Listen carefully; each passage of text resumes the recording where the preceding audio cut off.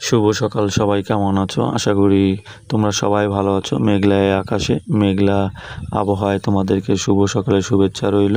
প্রতিদিনের মতোই আমি আবারও গ্রামীণ একটি সুন্দর দৃশ্য নিয়ে আসব তোমাদের মাঝে।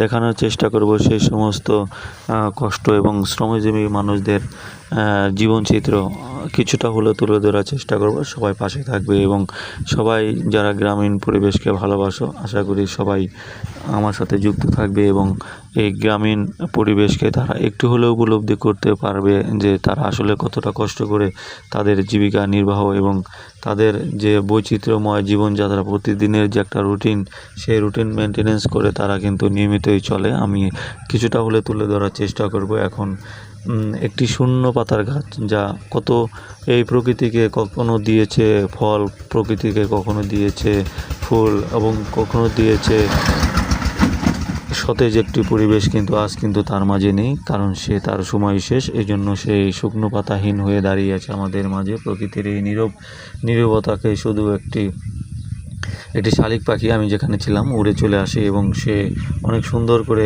ডাকছিল। যাই হোক, এখানে ডাকার হয়তো কিছুটা শব্দ এসেছে, আবার নাও আসতে পারে। তবে এই প্রকৃতির মাঝে এমন দৃশ্য একমাত্র গ্রামীণ পরিবেশ থেকেই তুলে ধরা যায়। আমার সাথে যারা যুক্ত থাকবেন এবং এই শ্রমজীবী মানুষের পাশে আসলে না তাদের কাছ থেকে না দেখলে বোঝা যায় না যে আসলে তারা কতটা কষ্ট করে তাদের শৌখিন মানুষগুলোকে হাসি মুখে ফোটায় এবং তাদের পরিবারকে তারা সচ্ছল রাখার চেষ্টা করে। এসব জায়গায় না আসলে আসলে কখনোই বোঝা যায় না গ্রামের প্রতিদিনের যে সকালের যে পরিবেশটা, একটা দোহাটে পরিবেশ এবং রান্নাবান্নার যে একটা পরিবেশ থাকে, এটা মাত্র গ্রামীণ পরিবেশে আসলেই কিন্তু দেখা যায়। আমিও তাই এই সবুজ মাঠের পাশে একটা ছোট্ট একটা মানে বাড়ি, সেখানে আশেপাশে কয়েকটা বাড়ি ছিল, এ নিয়েই কিন্তু তাদের জীবন সংসার। দেখেন, এরা প্রতিদিনের পরিশ্রম করে এরা এভাবেই জীবিকা নির্বাহ করে, তাদের পশু পাখিকে লালন পালন করে এবং মৎস্য শিকার। আমি যেখানে এসেছি, মৎস্য শিকারই হচ্ছে এখানকার মানুষের প্রধান জীবিকা নির্বাহ। চারপাশ ফুলে ফলে ঢাকা আমাদের এই পরিবেশ। কদম ফুলের অপরূপ সৌন্দর্য, যেমন হাজারো সূর্য ধরে মানে ঝলমল করছে এই গাছটিতে, ঠিক তেমনই একটা অপরূপ সৌন্দর্যে আমরা এই প্রকৃতির মাঝ থেকে একটা উপলব্ধি পেতে পারি। যারা কখনো কদম ফুল খুব কাছ থেকে দেখেননি, তাদেরকে আমি একটু দেখানোর চেষ্টা করব।